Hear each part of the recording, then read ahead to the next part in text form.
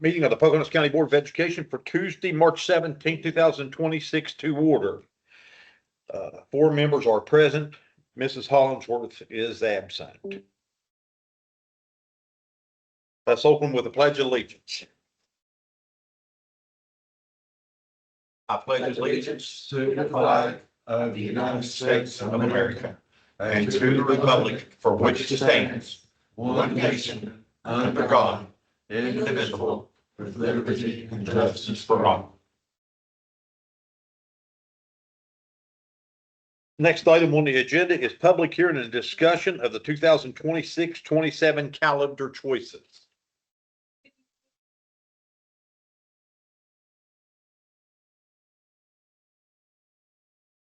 6/27 school calendar. I'm Dr. Rhonda Combs. I'm facilitating the calendar development process. I'm going to give you a little bit of a timeline and then go over the basic code requirements. And then I'm going to present 3 different versions. These are not final versions, but they just are forwarded to the schools for them to review and consider our options. As far as the required timelines, as I just mentioned, we are required to have 2 public hearings, this being the first. We did form a committee, although that is not required by law. Most districts do it that way. The committee met February 18th and March 4th. So we also communicate through email. They were asked to take some of the comments and recommendations back to their staff or some informal conversations on what staff might like to see in the new calendar. After tonight's hearing, and if there's any feedback or questions, the committee, myself, Dr. Williams, will discuss the calendars further. We will narrow it down to 2 calendars for a vote. And we anticipate submitting the winning calendar at the April 7th board meeting, which will also serve as the second public hearing. If we are not ready for that, we still have some time if needed to push that back as far as the vote would go. But we do have to have this all submitted to the State Department for approval by May 1st. I put on your table there in front of you West Virginia Code 18525, which governs school calendar development. There's also, you don't have this copy, but for folks like me who facilitate process, there's a guidance manual. It's kind of lengthy, so if you would like a copy, I can make one, but it's kind of long. The code actually summarizes it pretty well. I'm just going to go through the code. Sort of line by line. I might skip over a few things. I want to point out on that first page that an instructional day has to meet the following criteria. The first couple sentences there requirements have to do with the daily minutes. You will see they're under 1A II. Kindergarten through grade 5 are required to have 315 minutes of instructional time per day. Grades 6 through 8, 330 minutes of instructional time per day, and 9 through 12, 345 minutes. Instructional time can count, includes instruction and co-curricular activities. Those are defined also under C2, co-curricular activities. And those are activities that are closely related to identifiable academic programs or areas of study that serve to complement academic curricula. We also have to consider instruction delivered through alternative methods when developing the county calendar. Down toward the bottom under 3B3, the very last sentence there, talks about, it introduces the term equivalent time or the equivalent amount of instructional time. Go to the next page. Equivalent time is, I want to say, a little newer back then from when I started teaching. But what that allows us to do is if we have at least 30 extra minutes per day for each of the levels, so we would add 30 to the numbers I just read, then we would qualify as having, equivalent time across the district.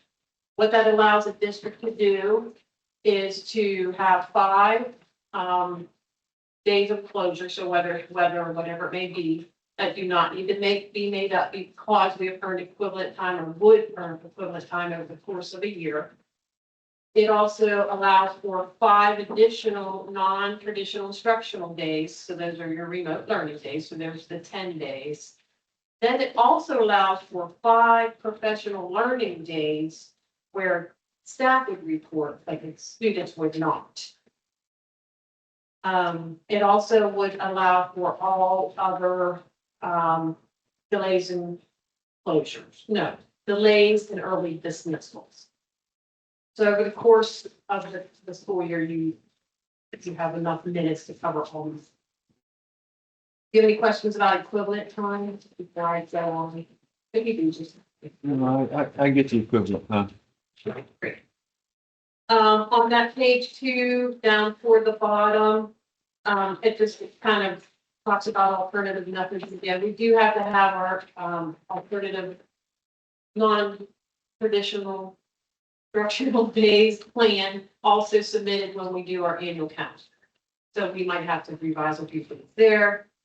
In the calendar, the student days are 180 days. The employee days are 200. So there's that 20-day difference. And in those 20 days, those are considered non-instructional days.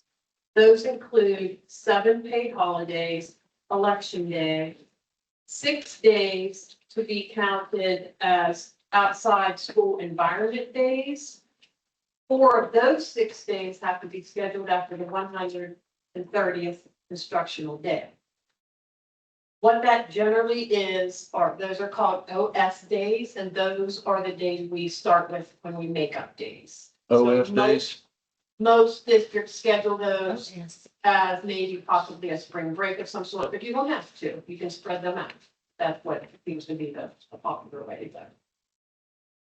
We also have to have 2 prep days, one before students start, and one after students end the year. The other remaining days under E on page 3 there are classified, they could be classified as curriculum development, professional development, teacher, pupil, parent conferences, and professional meetings. We don't have to have all of these. So some districts may elect not to have conferences or however they may, these are your options that can be part of that 20 non-instructional day requirement. Down there, sort of in the middle, page 3, under E6, we have to schedule 6 2-hour blocks of time for faculty senate meetings. The first one has to be at the commencement of the employment term, but before students. And the last one has to be after students are done, but prior to the end of the employment term. And then we have to allow for additional time in October, December, February, and April. Out of calendar days, number 4 there under E, you can think of this. It took me many years to get the difference between OS and OC. Out of calendar days or out of contract days. So technically, those are not paid days. What that allowed the district to do is to build in days around holidays, which we generally do around Christmas and New Year's break, possibly spring break, Thanksgiving. But I want to make clear that out of calendar days, the superintendent, the board may also elect to use those as makeup days if we did. So it's an option. But generally, when people see on a calendar, we kind of consider that as a protected day off that we're not going to mess with it, not going to change, but it could. Let's see. Toward the bottom there, E, it just gives a little paragraph there about if it's not possible to complete the 180 separate days of instruction with the current calendar and the additional 5 days gained by the increasing the length of the instructional day, which is the equivalent time. The county board may schedule instruction on any other available non-instructional day, regardless of the purpose for which the day originally was scheduled, or an out of calendar day, like I just said, and the day will be used for instruction for students. However, you cannot take away holidays or election days. It cannot be a Saturday or Sunday. On page 4, Wow. I think as far as the equivalent time statements there, I think I've already covered that. On G4G, just talking about the schedule for the statewide assessment, and it's already been released. So once you start to build your calendar, we are already aware of that. And then down to L, for the bottom of the page, is just where it states about the requirement for the 2 public hearings to allow for community feedback. And I think as far as code goes, those are the main parts of the code. Are there any questions about anything in the code? Yeah, I got a couple things. What?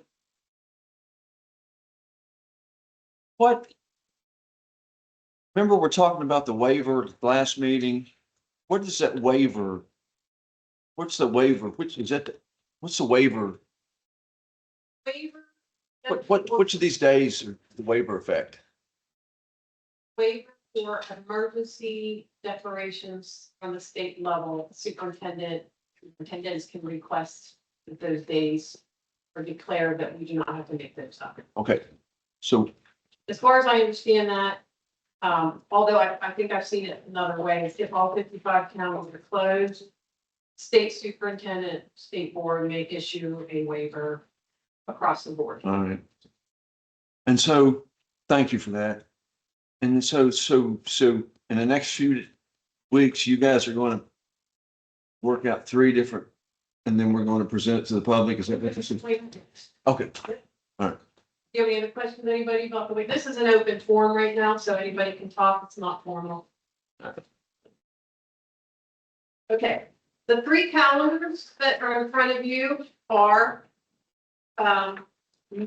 not final necessarily. What we talked about is what could the big conversation is, when do you all, when do people want to start? yeah. So of course, we have many different, suggestions, and, we do consider, the state fair was mentioned. This particular committee, which included 1 professional representative and 1 service personnel representative from each school, did not, the state fair did not necessarily push what we thought should be the start date later at the, in our discussions. And then you kind of build around holidays and semesters and things like that. As far as building in some of these other non-instructional days, we have a lot of flexibility. We can put them wherever we want. So that's, after a while, you start to see that all the counties sort of kind of fall. You want to be able to maybe provide the students with possibly a 3-day weekend here and there, and where the teachers might show up and the students may. The first one has an employee returning on August 12th. And so you have the calendar, the spreadsheet, so it's the Excel part of it. And then down below in those different columns explains the calendar. So the very first column underneath the Excel spreadsheet part says important dates. We have to populate that to start to build our calendar. The second column just will fill in your faculty senate dates for you. The third, the professional learning, again, that's equivalent time earned. So the county doesn't even have to do that, but they could. The fourth column there, of course, tells you your holidays, then your non-instructional days. The non-instructional day column and the out of calendar day column will build as I populate the calendar. You'll get that quickly. So what happens is, at the very, you can't see this here, but when I'm building that in a dashboard, it will give me all these rules. And as you build your calendar, it will check that you met all the rules, which is kind of cool, because I know in the old days it wasn't that simple. So once you have sort of the idea of what you want it to look like, it really doesn't take too long. to the far right, those columns in the part of that Excel spreadsheet, you have to make sure you have 180 instructional days, 20 non-instructional days, and 200 days, 200 days. Yay. Sorry, it's okay. So that first calendar has the employee starting on the 12th and have that being a prep day and a professional meeting day, curriculum development / faculty senate day, and on Monday, August 17th, a professional learning day, meaning that professional learning day is part of the equivalent time, and that counts as your first day of your instructional term, even though students will not be in the buildings. On down, you'll see that if you start on the 12th, Labor Day now starts on the second week of September because it's on the 7th. So it's a little bit, it's bumped back a week because of just how the days fall.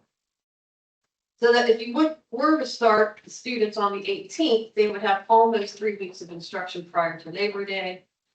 And then a full, you can see there through September, October. You see on October 12th, which the students would not come to school. You could put a teacher conference for 4 hours and then faculty senate for 2 hours. You see that we have an election day on November 3rd. You have the option then to make the second professional learning day, or we can make it really whatever you want, or we can have it as a school day. On down in November, I think we just have lost the battle with whether or not to have Thanksgiving, just due to the fact that we're under the impression people won't show up, that people like to hunt. So we might not have, There won't be nobody there. right. We still discuss it for a good 15 minutes, but it always ends up. No, there's not gonna be. We tried it. They tried it one time. They've tried more than one.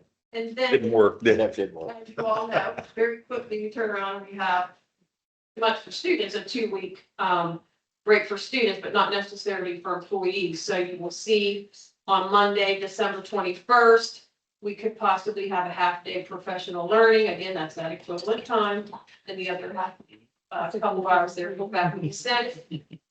We have an OS day. You can have 2 OS days prior to the 130th day. So let's say something happened in December. We had, like today, a snow event that we maybe didn't anticipate. We could go ahead and make up a day there.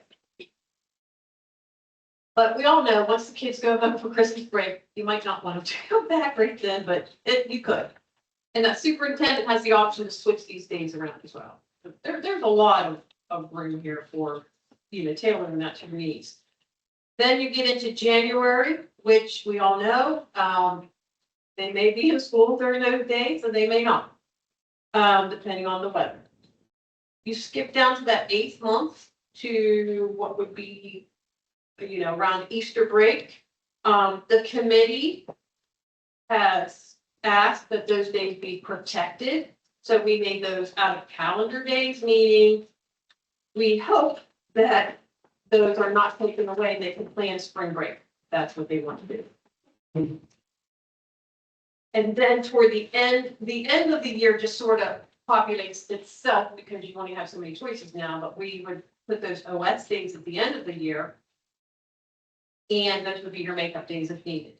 If you don't need them, we could move the prep day to the day after Memorial Day, and then staff would be done.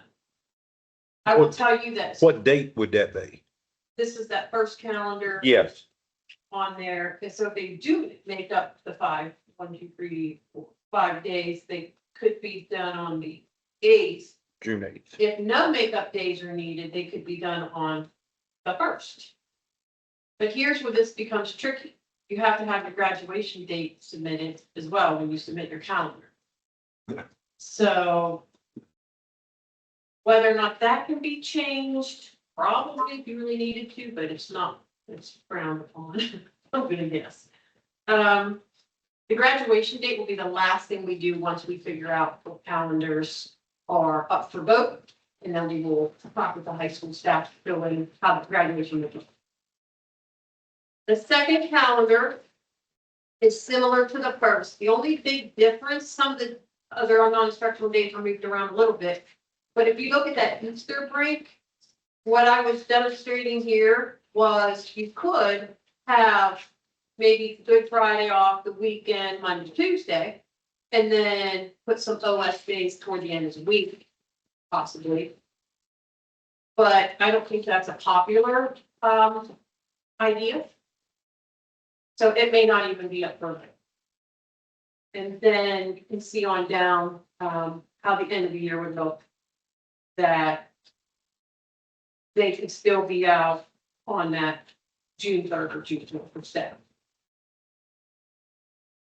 The third option has a different start date, later start date. This is starting staff on August 17th. Now, the fair starts on Thursday, the 13th.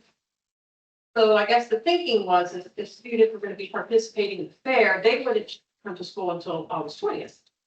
So that gives them almost a week. I have no idea what the fair schedule is, but. So this is still starting a little later, but not too late, it's sort of in between. Again, we can make those first 3 days, or if we want to fill in the whole week with staff trainings and use those professional learning days, which Lisa and I were talking about earlier. We could make that whole week prep, and the kids could start on, wow, I'm really feeling a little down. August 24th, Monday. They started on the 24th. Starting kids on a Monday, though, is another one that's a challenge when they come for that first full week, so that's not always a popular date. Most districts start kids on a Wednesday or Thursday. That's something we have to, but it's a popular. So on down, same thing, Thanksgiving would be off, 2 weeks at Christmas, actually possibly 2 weeks in a day. The week of Easter break off with an OS day on that Good Friday, on that March 26th. Meaning it could be makeup day, or they could have a week plus a day off. And then toward the end there, you'll see, you have to build in your other OS days and your final prep day. So this one bumps them up back a week to being off that next week, that June 11th.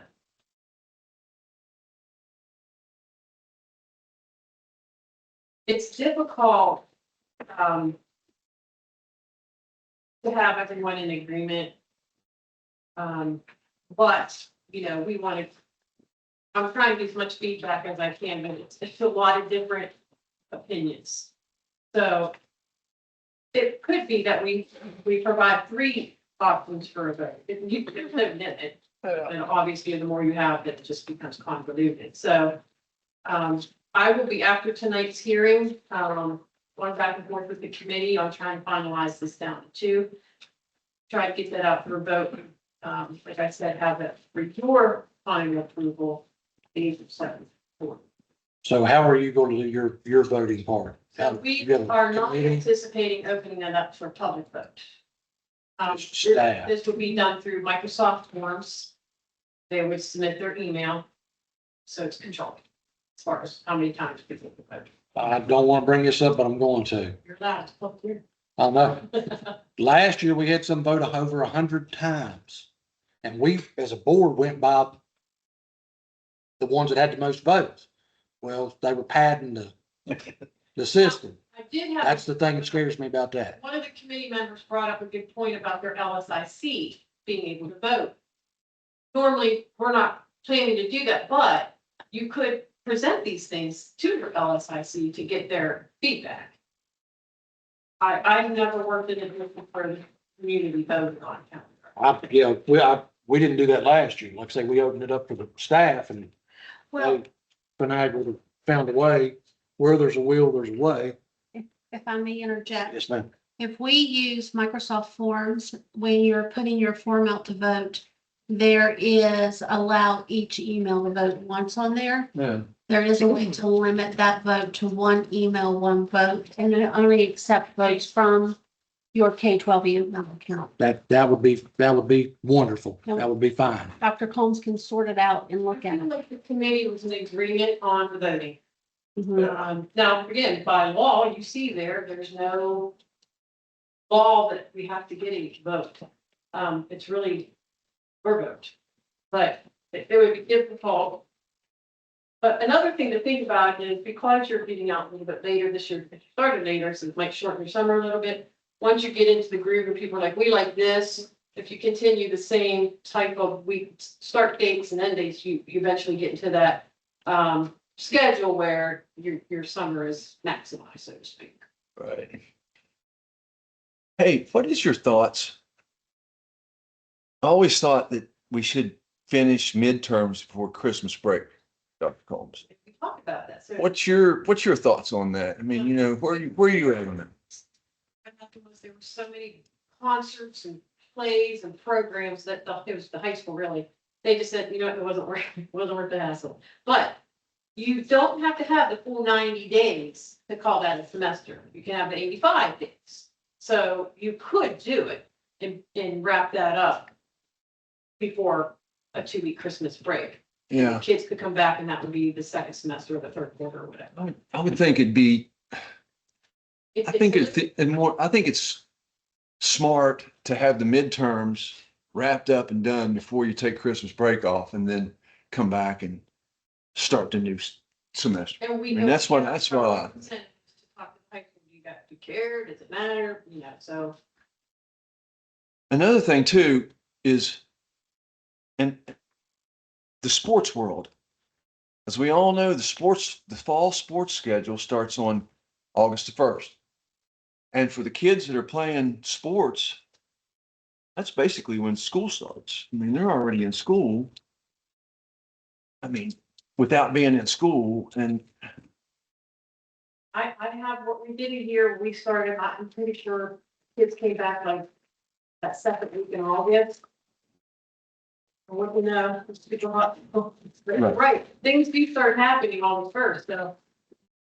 Colleges generally go back that third week, generally speaking.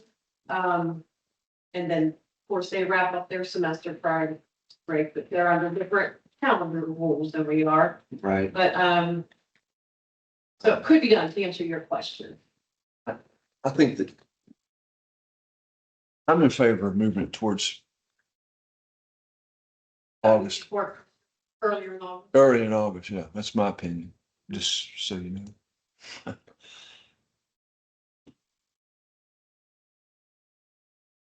Any more questions? No, ma'am. No, sir. Anybody else? One thing, I know we live in a technology world. But way back when I was working, we got 3 copies. We picked the one we liked, we signed our name to it and gave it to the principal, and then there was no question. I love this idea. I do, really, I love that idea. We voted by hand.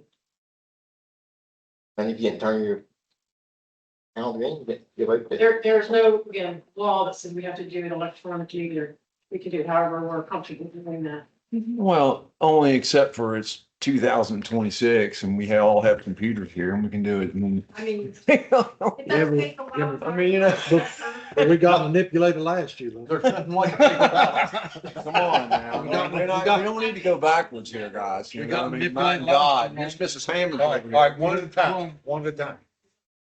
Jesus. The vote was open to the last year, so people couldn't log in to vote. You can't make it so you can log in to vote if it's open to your community. Right. So if it's narrowed down to staff have to have a K-12 account to vote. Right. The calendar committee last year decided they wanted the community to vote. If the community can vote, then it's very hard to say we just voted once, twice, or 100 times. I understand that. Yeah. I still like the paper ballot idea more. That's just the way we always did it, but like I say, that's been a few years ago. So you're volunteering to help me count this? Well, the principal would count them and just turn them That's in. true. Yeah, that's how we do that. ARB. Do we need to, Nothing, we just We don't need to do You're nothing. just hearing. hearing right now. We're just expressing our thoughts. Yes. That's right. I would take, I think that back to the committee, that's what I do. And, like I said, I think we have some good folks who've been around a while and kind of know the community and what people like, don't like. We have to consider, like, Sam was saying, how this helps students as far as the semester ending prior to break stuff. All these things have been discussed. It might not always end up in the way we were thinking, but it is discussed. So your biggest things around here are gonna be for the fair and then for 4-H camp. Before it's camp, Well, that's early in the, it's got coffee. it's in June. What date's in June? Because this could, this, I think that's. There's a conflict this year with the start of that in a makeup day, actually. So we have to be very conscientious. That's the stuff I'm getting complaints on. That's the stuff I'm getting complaints on now is because well, you you're know, running into 4-H camp. Well, y'all wanted to back it up, so you either do it on the front or the back. well, you know, it used to be, when I was older, so I got credit. You could, if you went to the fair and you took something, you had, that was educational days, but they don't wait that now. That's the worst thing. How about the legislature put something back in this year? Could do educational day. They took it away. It's a- So if you're, you know, if you're showing a market steer or lambs or anything, it still don't count. And you got a county fair here too. Yeah, but it's all on Saturday, so it's not. I think it's important to be respectful of our community because livestock, showing livestock is a huge deal here. I mean, we have two people here, right? That are, I don't show nothing. you don't show anything, but it is a big deal. It's a big deal for our kids to participate in that, and we have to be respectful of something that is in our geographical region. We want to support our state fair because we want that to continue to be a part of our economy and things that our kids can enjoy. And our bus drivers, I know that Dr. Holmes rents from Mr. Evans and Evan Rose. Mr. Rose. So I'm just saying, we have to be really considerate of our culture here. And here's where, again, you cannot, have it all. You can't start Vader, have a full Thanksgiving and end the semester. That math won't be math, as they say. So these are the things you go back and forth on. You have to just kind of prioritize what works best. Well, thank you. Yeah, An amazing job. Thank you, Dr. You've done a Holmes. great job. Yes, great job. it's a big deal. Delegations, Mr. Lloyd Arbogast. You can stand wherever you want. You can go over to the podium so people can hear you. That's online. Here probably knows me, I'm Lloyd Arbogast. I came was for recommending that, the school put up the 10 Commandments in each of the schools and here. And, there's been some false, I don't follow the social media, I don't get all that, but just what I'm learning, people tell things that aren't true. It's not against the law to put the 10 Commandments up. It doesn't say for or against. I seen in Facebook where somebody said last year that the state had ruled that you could not put it up. The truth is, there was never a vote on it. It was brought up, discussed it, never voted on it. So it wasn't for or against. The same thing happened this year, the first of this year. In their session, it was brought up, they talked about it, it was never brought before a vote. So they didn't say for or against. They just left it open. So, and the Board of Education in Charleston, as you all already know, said there wasn't any rule against it, there wasn't any law against it. So I'm suggesting that we consider putting the 10 Commandments up. It would look good under that. In God we trust. I like that sign up there. That's a good deal. And as you all know, not everybody's going to agree. It don't matter what you do. But I believe that the God that we trust, we're the one that we pledge to, one nation under God. I believe God would give us a certain blessing if we put up the 10 Commandments, honoring Him as God, the true God. And they don't have to follow it. I've heard one argument I've heard is they don't want to look at it. Well, now they got to look at this one, don't they? They got to look at a sign that says, "In God we trust." And I was just thinking too, I lay $100 bill out and I guarantee you, whatever they believe, somebody's going to pick it up, even though it says "In God we trust" on it, aren't they? They still spend the money. They still believe how they want, but they still spend it. So I'm making a suggestion that we do that. It's a document that's over 3,000 years old, as you all know. And like I said, I think it's the right thing to do. I think not to do it would be something that wouldn't be good. So I'm asking that you all take the courage and you consider doing it. And I also want to mention, I follow things on the paper, and the articles you read. Some of them I don't understand all of, some of them's a little complicated. But I want to commend, I've never talked to her privately, our superintendent, Ms. Williams. I think she had a lot to do with us getting off probation. No, So I want to commend you for that.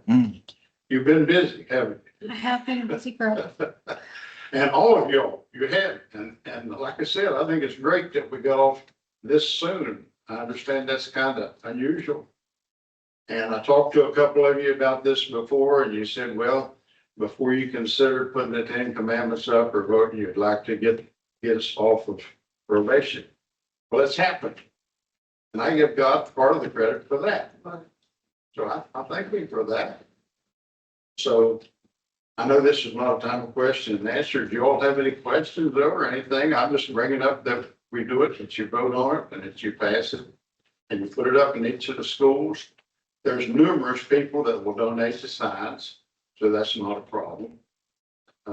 Size, again, there's no law that says on it, but 16 by 20 is what was in the bills that's been brought up, suggesting it'd be a minimum of 16 to 20, which is not much, not a lot bigger than that one. 16, that one's probably that much, a little bit longer.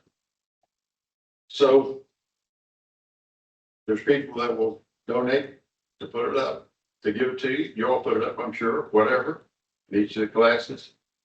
So that's, I won't strain out any further. You all know it, you got your thing. I'm just suggesting that you vote on it and you pass it. Under law, under delegations, we can't say anything back. We just got to listen. But Dr. Williams can. Hello. I just want to say that, thank you for coming tonight. I appreciate you coming and presenting to the board on this topic. I truly respect your passion for the issue, and I understand your reasons for being here. While I may share some of those reasons, I cannot publicly just talk about those reasons. After your previous appearance to the board as a delegation, I think you've been here twice since I've been on the superintendent. I took some time to really put some thought into your request and research it in anticipation that you may return after legislative session. So the question is at hand, can the school display the 10 Commandments? And can we display the 10 Commandments in a public school? So I want to answer your question with a series of events. So displaying the 10 Commandments in a public school is a very contentious issue. Recent legislative action in several states has prompted ongoing legal challenges questioning the law's constitutionality. Maybe not in West Virginia, but in other states. During not this recent legislative session, but during the 2025 West Virginia regular legislative session, 3 bills were introduced requiring public schools to display the 10 Commandments in classrooms. The Senate Bill 667, House Bill 2025, House Bill 3041. None of these bills, as you have said, introduced even made the committee agenda, and much less were considered for passage. They were not voted on. Absent successful West Virginia legislative action, we cannot recommend to our school system to display the 10 Commandments. Even with legislative action, we predict legal challenges for displaying them in the schools. This is not new. The Supreme Court of the United States ruled against such displays in 1980 in the case Stone versus Graham, stating that Kentucky law requiring the display of public school classrooms violated the Establishment Clause due to the lack of secular legislative purpose. In states where legislative action has occurred, these laws have faced immediate challenges. Again, while I hear, I understand, and I respect your passion for this topic, this is ultimately an issue that must be addressed with the legislative process. I recommend when somebody feels this passionate about something, that you contact your elected representative who represents us, who has the voice and has the authority to sponsor this issue during legislative session and pass it. With that stated, I appreciate you coming. Thank you for coming tonight. I encourage you to continue on this path and make it a legislative priority for our elected officials. Can I comment? Yes, sure. One more. I know it gets sticky, but did you all know that there is a statue above the Supreme Court building up in the arch of it? And some of y'all do. It's a statue of Moses holding the 10 Commandments. Mhm.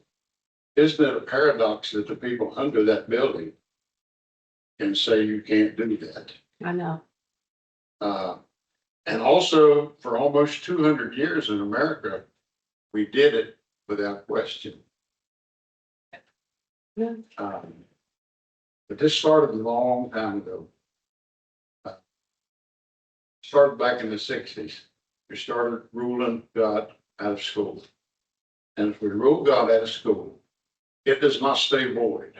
There's no such thing as saying you can't do this. Somebody else moves in and they help with their ideas. So respect what you're saying. And I honor you for that. But I believe that it's not recommended. I renewed that by the state because it may bring trouble. I'm thinking there's a time to stand up, even if it could bring trouble, it's worth standing for. So I would ask you to consider it on that.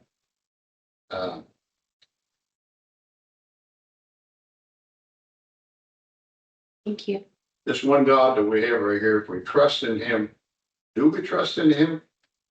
Or do we trust in the legislature? Do we believe God would honor us if we put the 10 Commandments up? People wouldn't, a lot of them. So, thank you. Thank you. Recognitions. We do not have any tonight.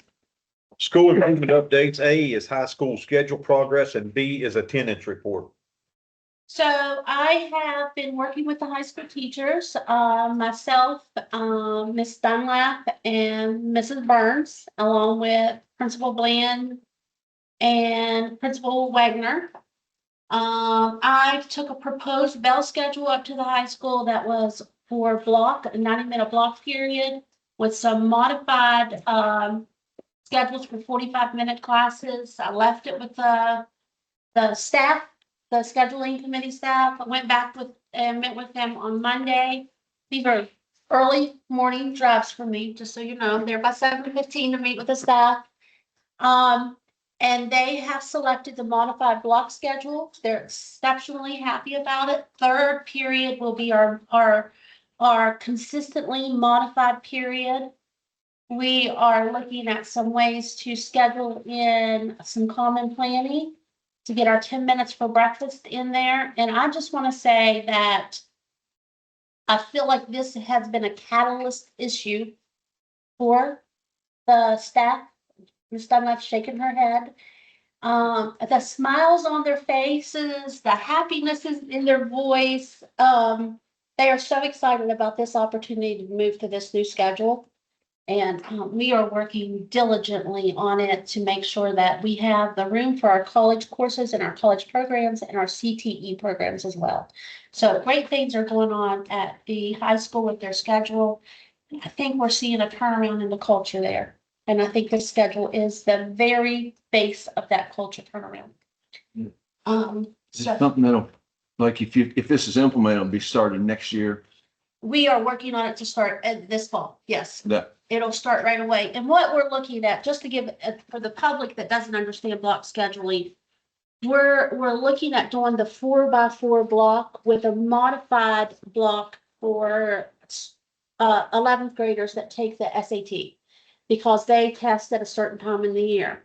So with a modified block schedule, when you have some schedules, some classes that's first semester and some classes that are second semester, when a student is struggling in that first semester block, instead of paying for all the credit recovery, you can drop them either into that 1 year class, which gives them a second helping of that course right away, which they're more likely to pass, or you have a duplicate class in the second semester. So let's say they failed their math 1. And we have a math 1 second semester, they can go straight from here and recover that credit automatically the second semester. And we presently pay for credit recovery, and it is a very expensive endeavor throughout the school year and in the summer. Ms. Dunlap, Ms. Dunlap's going to talk about it, the attendance report, then I'll allow her to address that. But you guys have any more questions about the block schedule? Any comments, concerns, or? I like it. It's by far the best. It is. I worked there with both. I had 4 kids go through, 2 went through in block scheduling, 2 went through on the 7th day, and I can tell you as a parent, as an employee, block scheduling at the high school works. It does better job. It's a game changer, and I did double check. I checked with Ms. Khan, who was our representative from the state, and I checked with another superintendent. I said, do you know any reason, any law, anything that's preventing us from doing the block schedule? And there is nothing. There is absolutely no reason that we cannot do this for our students, for our community, and for our teachers. And it helps on discipline, Yes. because sometimes you have classes and teachers that just don't mix personalities. It's only half a year. It's not like the whole year, so. Now, we will need extensive professional development because we haven't taught on the block for a little bit. So we have to work on student engagement. But we will do that. And that's part of the looking at what's on the calendar, looking at those CD days, because we are going to have a full day of looking at pacing your curriculum differently, implementing your curriculum differently, because we have to cover the entire scope of a course in a short period of time. But most teachers, I mean, Yeah. give them 2 weeks and they will adjust, know where they're at. Yeah. Any other questions? It's, start date's important. We started on the new year. Okay. And Ms. Dunlap, if you want to say anything about this and then give us our attendance report, because it does tie into our strategic plan goal. The one bonus with the credit recovery is that they would have the option to have a face-to-face instructor as opposed to online self-paced. And I think that our students, typically if they're having trouble in the class, that having a person to be there to help them is much greater than them trying to figure it out online themselves with self-paced and just reading guidance. I mean, I'm a huge proponent of face-to-face instruction, and it's less costly when they have a face-to-face instructor as opposed to us paying for them and then struggling and feeling defeated. We don't want them to feel defeated. I mean, there's a reason that we're having to repeat it, so we want to help them provide supports as best as possible. So, but we didn't handle that the best a few years ago, and I think we've got a much better handle, much better structure for our students for credit recovery. We don't have near the students there that we had previously. So they're getting what they need, much better than they had in the past. And I think we can still make it better in the future. Attendance wise, I know Dr. Williams shared with you all a couple weeks ago, we haven't changed a whole lot. As we get into the spring and as we know typically what happens when warm weather happens, our attendance tends to fall off. I've been in communication with our principals. We've got a lot of meetings scheduled for attendance. I'll be attending some of those. We're trying to figure out what's causing the absences and what kind of meaningful support we provide things. That's what we're trying to do. Instead of being punitive and just I call it the black hole, this doesn't like to come in. Oh, I'm just going to take you to court. There must be a reason they're not coming. Why are they not coming? What are we doing to support the families to help students be there? So we've got a lot of those meetings scheduled. The high school is still our highest number of chronic absenteeism. Some of those numbers will will water out as we get through, as we add more days to the calendar, so it won't be as great. I know Miss Bland told me, she said she likes the old school method. She has sent out 93 letters with students in concern, and then on top of that, they're also scheduling meetings in person that I'll be attending. So they are addressing it full speed ahead to try to get these students in to have an engaging class. Hillsborough is still rocking it out. Last year, I went back, I always go back and do the same number of days. So I ran it for 116 days. That's how many days we've had instruction so far. Last year they were 25%. This year, right now they're sitting at 8% chronic absenteeism. So It's amazing. they have really made a huge improvement. Green Bank last year was at 23.7%. Right now they're sitting at 19.3. They remember at the beginning of the year, they had all that illness and they were really high. So as the school's gone on, the kids have stayed in school. So it has brought their number down. Then Wellington Elementary is at 20, was at 26 last year. They're at 29 right now, but they have had a fatal rash of the flu. So I think as the kids start to come back, I think their number will go down as well. Wellington last year was at 34.55%. This year they're at 27.9. Yay. So, but they've also had the flu, so their number was a good bit lower. The high school last year was at 35.8. Right now they're at 41, but this plan is hitting that full speed ahead. So countywide, last year we were at 30. Right now we're at 28.7. Again, those numbers aren't great. We're in the red, but we are better and we are making great strides to make improvements. And our community schools representatives, our principals, our counselors are all reaching out and working with these families. We're getting more notes in, but again, before we kind of focused on that unexcused, chronic absenteeism is all absences together, whether it's a medical excuse or a parent note. Those still factor into the number of days that those bottoms are in the seat. So it's a different perspective than what we had focused on just a couple of years ago. So we're working on it. It's not perfect, but we're getting better. Any questions for Mrs. Dunlap?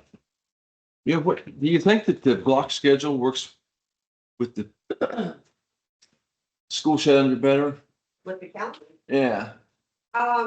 What, you think it works better with the calendar? I think that the block schedule is really important, that we have the curriculum development to make sure that it's engaged, but I think it will definitely work for the students. And some of them just need that one semester class, and then they can kind of change it up and take different classes in the spring semester. I liked it when I was in college. I didn't do it when I was in high school. I just had your traditional day. So, but I did appreciate it in college, being able to change things up, and I think our kids will be able to. And from CTE land, it's going to increase our numbers. So I'm all for it. Okay. It's good. It's good. Thank you. Any other questions? No, item number 7 is consent agenda items, approval of agenda. B is approval of the agenda minutes for February 17th, 2026. C, payment of bills subject to additions, deletions, or other changes prior to the board meeting. A, payment of vendor listing $40,670.02. B is payment of P card $167,281.48. C, March 3rd, 2024 employee payroll $286,289.45. D is bank reconciliations for January 2026. E, grant awards. F, budget adjustments. D is budget transfers and supplements subject to additions, deletions, or other charges prior to the board meeting. Do I have a motion? Moved. I'll say. Mr. McCollum made the motion and Mr. McNabb seconded. Any questions on the ones I just read there? Hearing none, all those in favor signify by saying aye. Motion carries. Hey, First- guys, may I give a little tutorial on how to read the budget items just quickly? Sure. So I know there's been some questions about, what do we pay here? What do we pay there? How do we know? So I thought I would just walk through the tabs quickly, the lowercase tabs. So if we could all go in our agenda packet, and this actually goes out to the community as well. We'll start with A.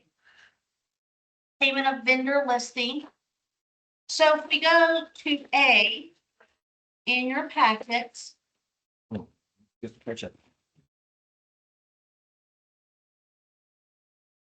we see that the first thing there is, and I'm just going to go over a couple of these. So we have Filter Solutions and Nicole Mitchell. These are two vendors that we paid a check for. One was for maintenance and then one was for travel. If our employees get a supplemental check, they're set up as a vendor because it's outside of payroll. So Nicole Mitchell is actually a teacher that submitted some travel.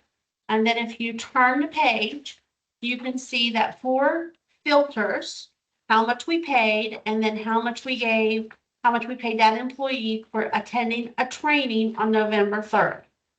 And if you just go back through here, the next page is where I really want to break something down. So we see county funds and then we see special revenue funds. So when the filters was paid out of our maintenance budget, which is a county fund, and then for the special revenue fund, that travel was paid out of a fund that is designated for that purpose, a 61 fund. They're restricted funds. So if we go back to the next page, we can see that just for where we're paying, we can see this page again. We're paying something to Pocahontas Memorial Hospital, the town of Marlington. Turn the page and it breaks it down. What are we paying the town of Marlington for? We're paying them for services to Marlington Elementary, Marlington Middle School. So it breaks it down by what we're paying and what we're paying the hospital for. And if I had to guess, I believe that's actually our water service that we're paying for there. It is. So that's, you can see what the water bill is for each of those schools and how much it costs. The water bill comes from the hospital? We are on the hospital's water for one of our schools, so we have to pay for that. The wells are over here, The tank across from the golf course. crossing the golf course and feeds the hospital in the middle school. So then I want to go ahead and skip back to B, section B. Because I think this is where there's been a lot of questions about how much we pay for electricity here, there, and throughout the county. So in section B, we can see that we have listed there on our front page, we have Amazon, Glade Building Supplies, Gordon Food Service, the Hampton Inn, the Mountaineer Steer Meat Company, Starwell, State Electric Company, and Walmart. And we can see how much we paid each of those vendors. And if you turn the page, then you can see what we paid each of those vendors in checks. For example, under Gordon Food Services, these are checks that are paid for our food services that we get from Gordon and how that's broken out. Hampton Inn, this is where people stayed at the Hampton Inn and then their cost of their room was reimbursed. Then we have state electricity.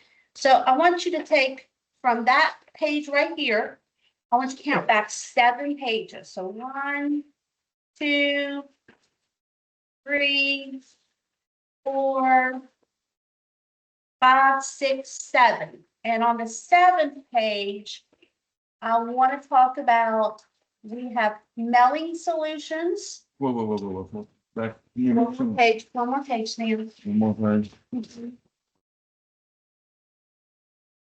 This here should look like this, yes.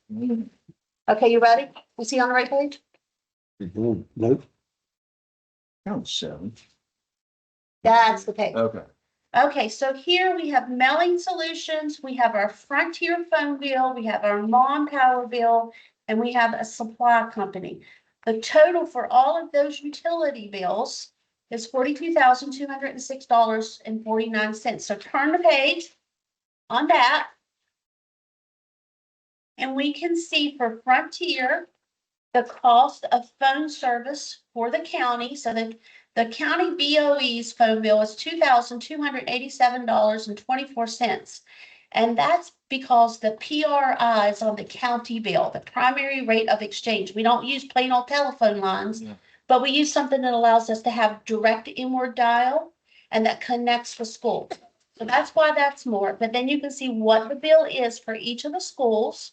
And then if we go down to Mon Power, you can see down for each location that the county school system has, you can see how much it costs for power. For example, the power at Pocahontas County High School is the most expensive. It's $16,604.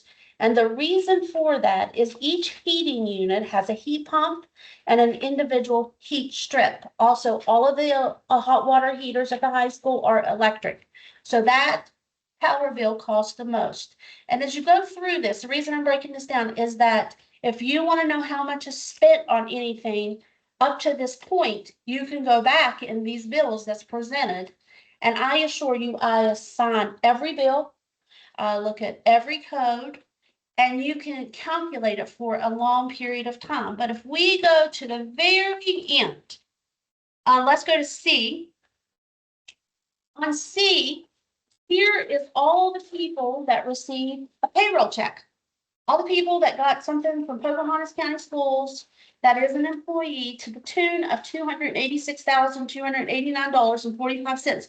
This is what payroll costed us for this payroll. Yeah. The next page is revenues, which are deposits, wire transfers, interest on our account, total revenue that we took in for this pay period. Expenditures, how much our expenditures were, how many checks we haven't paid yet, and then how much is in our general fund account here at the bottom. So that's how you know how much money Pocahontas County Schools it has in our general fund account. That's how many bills are outstanding that we have not paid, how many bills we have paid, and how many drawdowns of funds that we have received. I've never really gone over that, so I just wanted to make sure that we know how to read this when we have questions. So on the next page, E, we see our grants. We see grants that we have received. For instance, this first grant you're looking at is for oral health care program. And this is for Nurse Jenny, and this is the money that she uses to fund oral health care in our county. This fund is a 61 fund. And what that means, when I told you it's a project fund, meaning that she can only spend this money on this cause.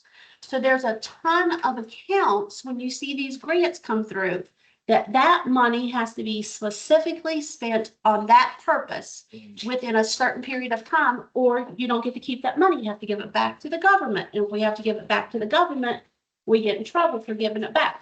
But we also get in trouble for spending it wrong. So you got to be really careful of the money. The next grant here, we have a preschool grant, which is $22,671. This is a grant that helps us pay for our preschool teachers, and it's a 61 account. So part of that payroll was paid all of this grant. If we turn the page, we got another grant. And this is our Individual with Disability Education Act grant. And this is what we use to pay for special education teachers' salaries. So, and for things that we buy for the special education students. Now, it's not all encompassing because we spent $1,480,000 approximately on special education last year. And this grant to fund our special education program is for $320,979. So you can see the shortfall for what we have to spend on special education services. So that's our grant for those services.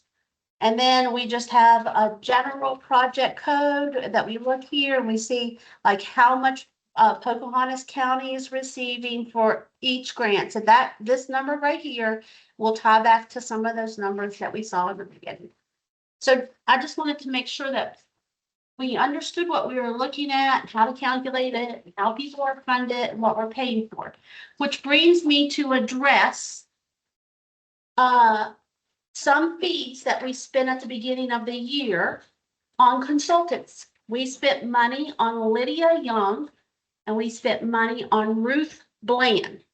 They are two of our special education consultants. Their money that we spent on them was paid out of that IDEA grant, which had to be spent on that and couldn't be spent on anything else. It had to be spent on special education. So it's kind of complicated when you start looking at things. It's difficult for the general public and for teachers to understand personnel issues and how money spent. And that's why you really hired me as the CEO, the executive, is to make that I make sure that we're spending it and we're aligning it to the grant. But complete transparency is that everything that is spent and how it's spent and where it's spent is in these agenda packets over a period of time. Thank you, Mr. President. I like the ones I'm looking, the National Forest money. Oh, yes, and the National Forest money, let me get back there. So I did not cover that. Let me cover that because that is a big grant that we did get. It finally come through. And I was excited about it too. So we got our National Forest money and we got two grants. We got one grant that was for $229,349.30. And we got another one that was for $40,473.41. That money is a Fund 11, and that's unrestricted money of the Board of Education that you can spend on projects to improve the school system. So that money can be spent on those projects. That money is also not recommended to be spent on personnel, but to be spent on keeping lights on, doors open, facilities safe and warm. And that's what they, or improved, for instance, when we had to replace the hot water heaters in the boiler, that's our contingency money. But yeah, I'm glad you saw that. Yes, I was looking at, I can always tell whenever money comes in. Personnel matters, do I have a motion? Hold on just 1 minute. So Go ahead. just one last thing, Dr. Williams. So you're basically telling us that the only way we can get a synopsis on these expenses is by going through each packet and adding up the expenses every week, right? Absolutely not. I'm going to give you a budget report here in about a month and a personnel report. Okay. Summarize all that. Right, But it thank- takes a long time to get all that together. I get that. Mhm. So I will get that for you in the near future, but I don't have it all compiled yet. Thank But I'm saying it's all there. It just takes time to compile it and you will get a complete report out. Okay. Any other questions? Okay. Personnel matters, do I have a motion? Then Mr. McCombs made the motion, do I have a second? I'll second. Mr. McNabb second.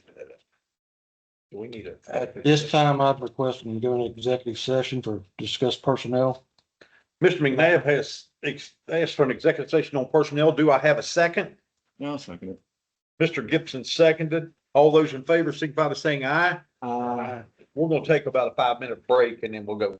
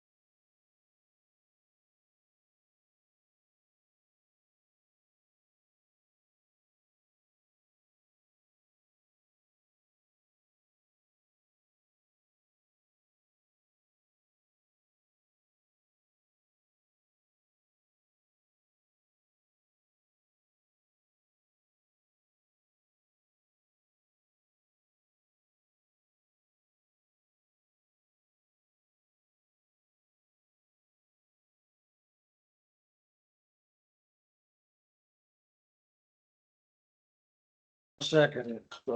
Mr. McNabb, second. All those in favor signify by saying aye. We are coming out of executive session at 7:39. How you doing, Mr. Carter? Mike?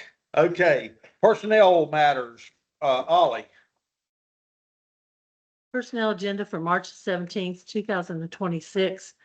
Professional recommendations, Denise Burns, teacher of second grade at Marlington Elementary. School resignation due to retirement effective June 30th, 2026.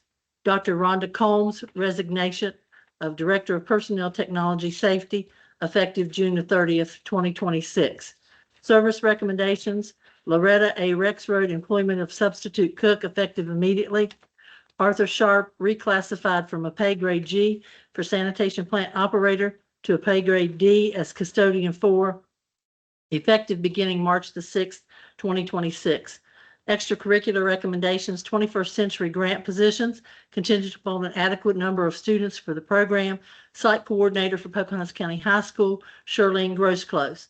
Other recommendations is Diane Arbogast, request for intermittent FMLA leave effective March the 17th through 2026 through the end of the school year, pending medical certification.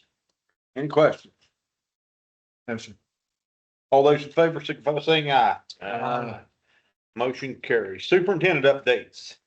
I'm not gonna go over all of these, but I did want to have the board, all the bills that have gone to the governor to sign. Which is important. I don't know if you've been following the legislative session. There's been quite a few things that happened, so I'm gonna go real quick on this. The West Virginia House Bill 4395.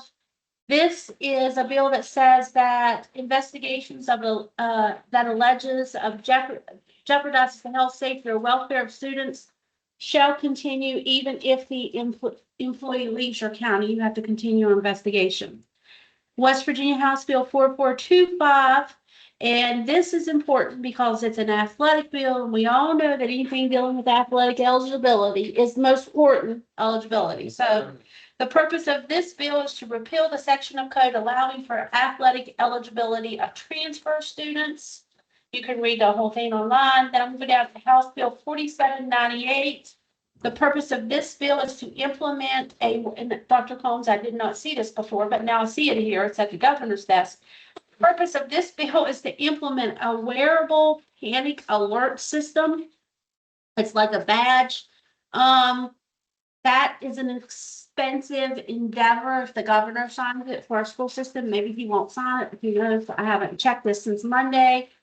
House Bill 4982. This is something that Sheriff McCoy's talked to me about, and I think it's something that's going to be great for our students.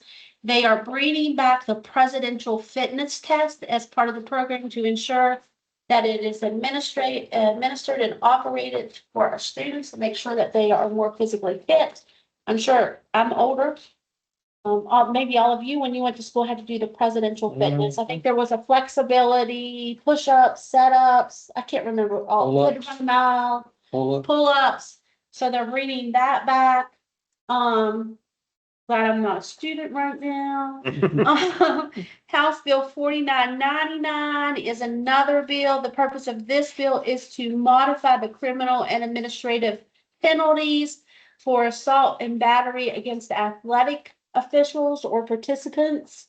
I think that's pretty significant. We've been seeing a rash of that in some school systems across the state. House Bill 5012, the purpose of this bill is to provide in-year school personnel movement to meet school needs. So essentially, this is a big deal for our school system. So let's say we have a student in our school system that has a self-contained teacher and a self-contained aide. And we've already, the state foot rules already gone into effect, and that student leaves, and now we have this aide and teacher at a school. Previous to this bill, you couldn't move them. You had to keep them there, but now there is discretion to move them to another place that you need them. So I think that's a really good thing for us. And I'm going to skip the next page. The next one that I think is really important is Senate Bill 155. The purpose of this bill relates to the creation of adjunct teaching permits. So they're going to put into place an individual with an adjunct teaching permit may be hired to fill a vacant teaching position, offer a new program or class, or to supplement a program currently being offered only if no other teacher holding the certification in the subject area is available and accepts the position and assignment. This is important because we're getting ready to start offering college classes, and maybe we will be able to get some adjunct teachers to help us with that. And there's a whole bunch of things there for that one.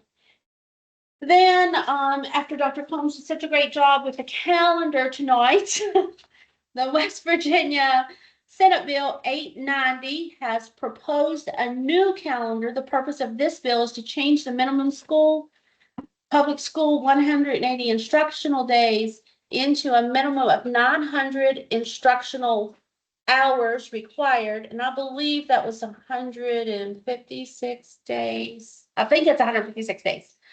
And to change the minimum public school employment terms from 200 to 1,600 hours.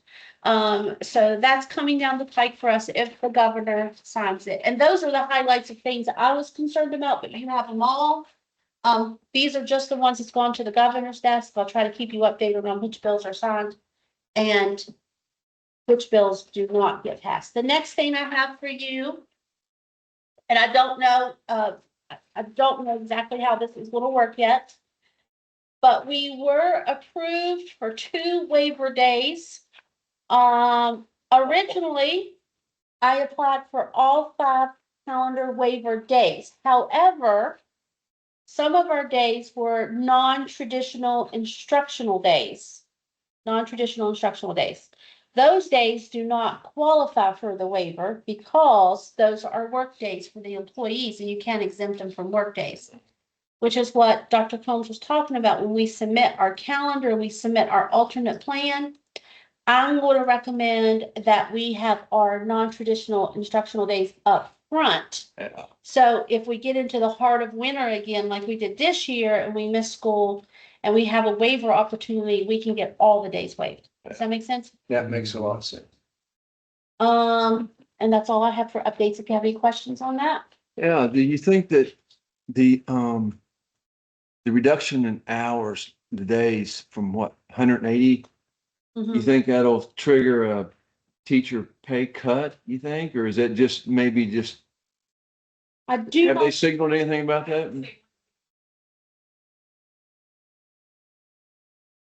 It's not for sure. Have to move to that calendar, however you want to call it, but they still would have 200 days. This policy says their days is 8 hours. So if you divide 1,600 by 8, it's 200 days. It's an option, but teachers will not work less days.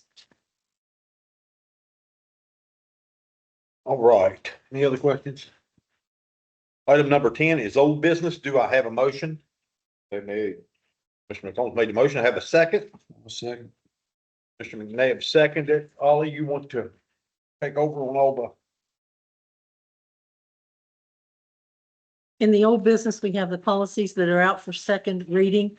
Proposed policy revision 2275, the Mountaineer Challenge Academy. Proposed policy revision 2340, field, co-curricular and other extracurricular county-sponsored trips. Proposed policy revision 3139.01, suspension. Proposed policy revision 4139.01, suspension.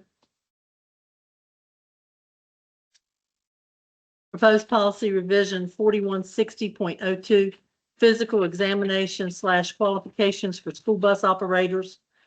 Proposed policy revision 5111, eligibility or resident, non-resident students for enrollment. Proposed policy revision 5113.02, school choice options. Proposed policy revision 5136, personal electronic devices.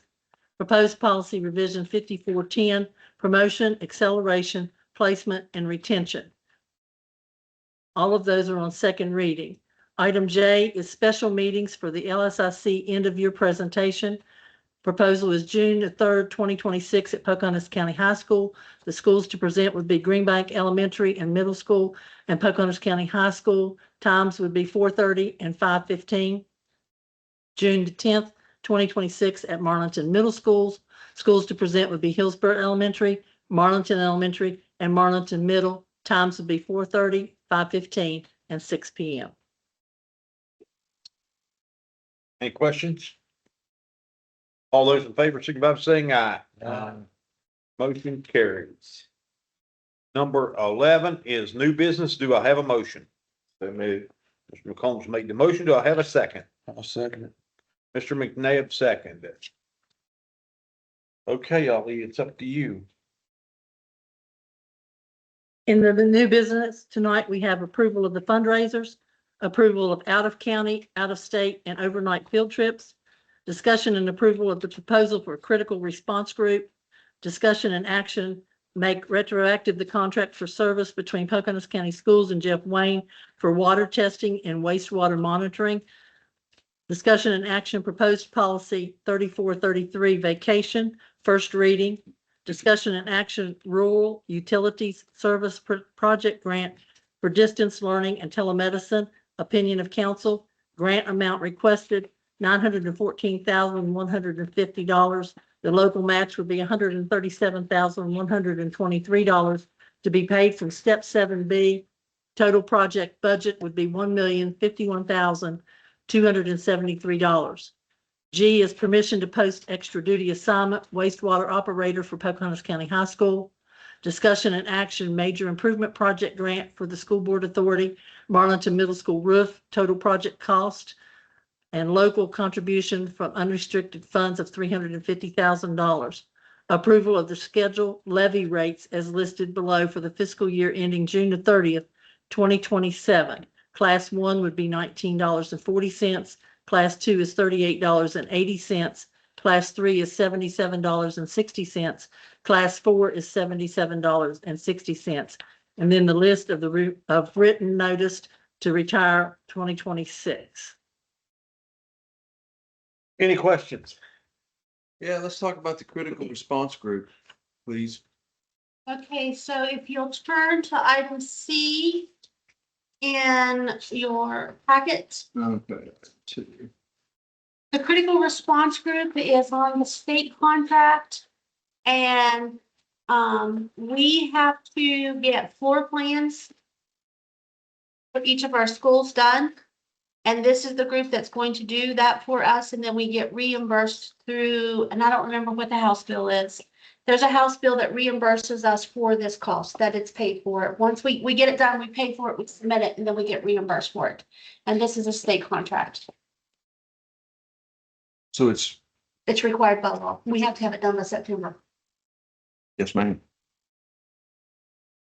And they did fund this one, which is really, I really like it. And they're gonna do the visit, they're gonna do the maintenance, they're gonna walk the schools. As you can see, we're gonna get drone imagery there. It's something that we really need. Dr. Combs, you wanna say anything on this? 3166. 30, I believe it looks like that's what it is. 3166. If anybody wants this safety mapping, Mhm. they'll use all the fun technology now to help map our schools. The gentleman that came and presented, he'll actually physically come to our county to assist with that process. From that, we can build whatever safety protocols we need to do. We could utilize that together if vendors if needed. We're installing anything in the building, we need to check money. And we own the blueprints after they go. Yeah, they use, well, I thought it was kind of cool, I actually have it on my desk, a grid system. And everybody, all the emergency personnel, are all in this, be trained in how that system is, how you read it to respond. There was an emergency situation in any of our buildings. I thought the gentleman did a really nice presentation on. And Ben Brown, from Emergency Services in the county up there, and he submitted the letter approving us getting his grant. So we have worked with our emergency services. That's a good question. Any other questions? Yeah, not really. All those in favor, signify by saying aye. Uh, Motion carries. Board members' remarks. Mr. Gibson. oh, I'm happy. We're moving through the winter. We're halfway through March. Springtime is here. Maybe we won't have any more snow days. That'd be great. I was really sorry to see the girls get defeated at championship last week. That was a real bummer. I'm glad they had the experience. I think our staff and our teachers are doing a great job. Dr. Williams, you're doing a good job. Miss Combs, you're doing a great job. Miss Hammonds, you too, Ollie. I wish Dr. Sue would come back and visit us and get back to work. Hate to see her out. That's all I have, sir. Mr. McNabb? I just want to wish, Dr. Sue speedy recovery. Yeah. Hope everything works out and just let her know if she's listening or whatever, anything she needs, we're here. Yeah. As a board, as a community, as a group. Other than that, just, keep plugging along. Like I say, there's challenges every day and we'll take them one at a time as they come. Mr. McCombs? Just happy spring is here. Yeah. We've had our last snow day, so. The last windstorm. Like Mr. Gibson said, I hope this is our last snow day. Yeah. Hopefully it is. So these kids can get out of school at a reasonable time. We don't have to turn the air on too much. I think our school system's headed in the right direction. I feel really good about it after what we've been through and where we're at right now. And a lot of that's contributed to you and the board, and how we vote, our staff, our teachers, our custodians, and if they hadn't bought in, we wouldn't be where we're at today. 1,000%. So they bought in and done a terrific job, and we got it going in the right direction. And people are noticing, just like Mr. Arbogast was here earlier, he reads the paper, he saw what was happening. And that's It's coming around. all right. It's coming around. And of course, the support of this board makes a difference too. So you have to pat yourselves on the back, each of you, for all your support. Attaboy. Attaboy. You remember what I said when we got back to Charleston that day? Though? It's a proud day to be a warrior. It's a great day to be a warrior. It is. Okay. This meeting will not be adjourned, but will be reconvened at the Board of Education meeting, at the next Board of Education meeting on April the 7th, 2026 at Pocahontas County Board of Education Conference Room at 6 p.m. That's a change from before. Whenever we had to vote on these taxes before, we always had to come in and do it at 8 o'clock in the morning. Yeah. There's information from you right at the State Department. That's fine. I mean, I'd rather come in at 6 o'clock in the evening, but we always had to come in at 8 o'clock next morning, and there had to be 3 of us. Yeah, we have to have 3, but I was Christian for years. And it's okay if we come in at that time. I mean, I broadcast the board meetings for years when I was technology director. Yeah, I mean, I didn't know that, that's what we had to do. I just wondered what had changed. I think I had a good meeting. All right. We're going to Shut us off.